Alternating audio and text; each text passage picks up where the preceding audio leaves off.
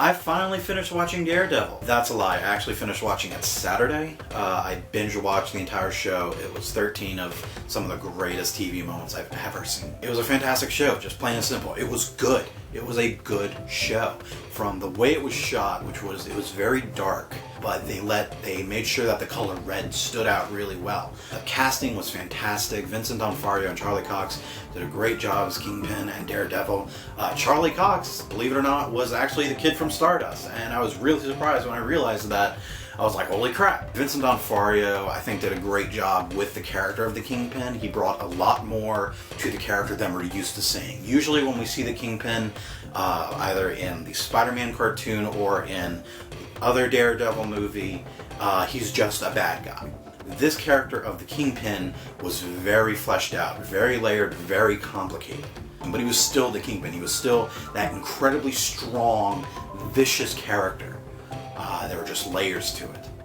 Probably, in my opinion, one of the strongest aspects of the show were the fight scenes, which were very realistic. They were realistically flawed. Daredevil is not a superhuman. He has enhanced senses. He can, hear things far away or smell them or taste them, things like that. But he's not super strong. He doesn't have, unlimited amounts of stamina. Like, he gets his ass kicked a lot. He also can take a punch, and that was part of the story, is that his father, as a boxer, was famous for being able to really take a beating and still be standing. And that was the same thing with Matt Murdock, is that he could take a punch. But he got his ass kicked a lot.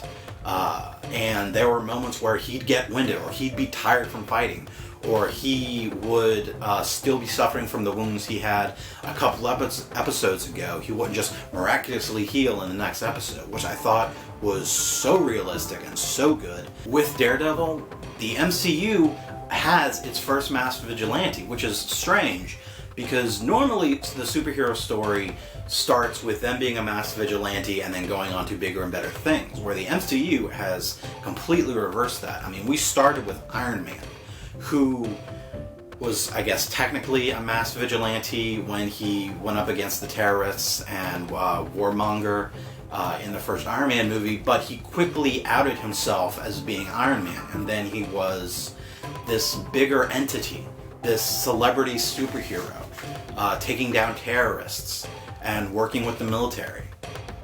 So he wasn't really a masked vigilante, and none of the other Avengers were. Everyone kind of knows who the Avengers are. It's not a secret. They're not like Iron Man and Captain America isn't so much their identity, they're just who they are. And Captain America and Iron Man is kind of a nickname for them, or a code name, but Captain America is Steve Rogers. Steve Rogers is Captain America. There's no secret about that. So with Daredevil, we have our first real look at a masked vigilante who is not on the same level as the Avengers yet. He's street level. And I talked to my brother, and that was his term. He said it best, that Daredevil is a street level superhero. He's not fighting the Chitauri or trying to stop the Abomination. He's down in the streets, stopping muggings, fighting criminals. Kingpin is not trying to take over the world or destroy the world. He is trying to make money. I'm not trying to minimize the things that Daredevil does, but essentially the criminals that he fights, the Avengers, any one of the Avengers would make short work of them. He's definitely on a smaller scale. He's on the street. He's saving old women from getting their purses snatched.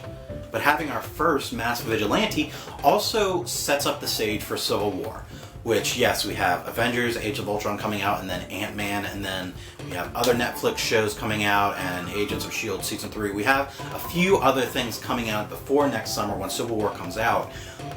But already we're starting to see things put in motion that set up Civil War. There are things in Agents of S.H.I.E.L.D. that are kind of setting it up.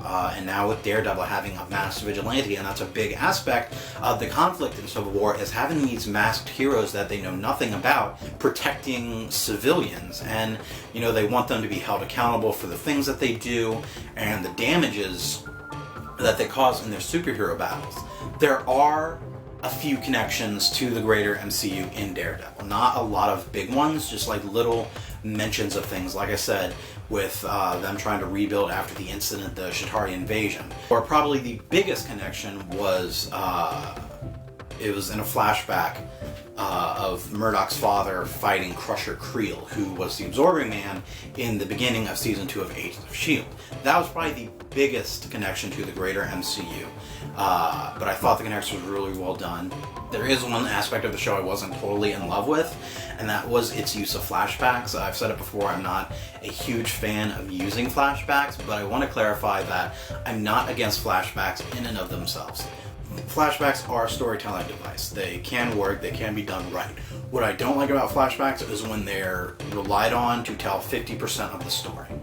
Why I don't like flashbacks? It takes the viewer out of the present action. So, there were moments where Daredevil would be fighting this one thing, and then you find something out, and then there's a flashback explaining the backstory of it. Which, it told us what we needed to know, yes, but it also took us out of what was going on. And then we had to be kind of shoved back in, and it was like, oh wait, yeah, this is going on, not the flashback thing. It's not ideal. I prefer exposition, but there is a use for flashbacks, and I feel like Daredevil uses them well. I don't think they overuse them. I think they use them when they really needed to.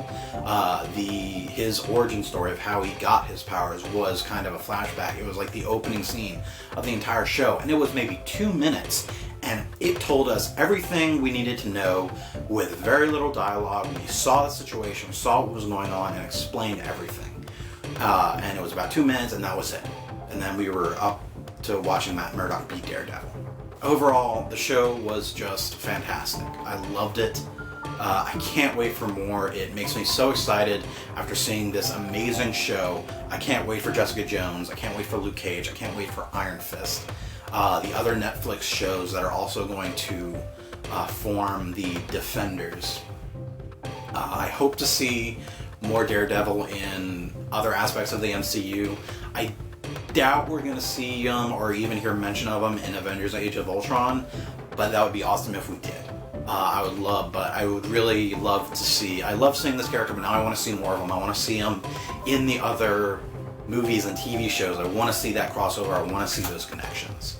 So, I thought it was amazing. Let me know what you think. Let me know in the comments. What were your favorite? What were the things you liked about it? What were the things you didn't like about it? Follow me on all the internets and subscribe to my channel so we can geek out some more. Thanks for watching. So Captain America, Thor, Hulk.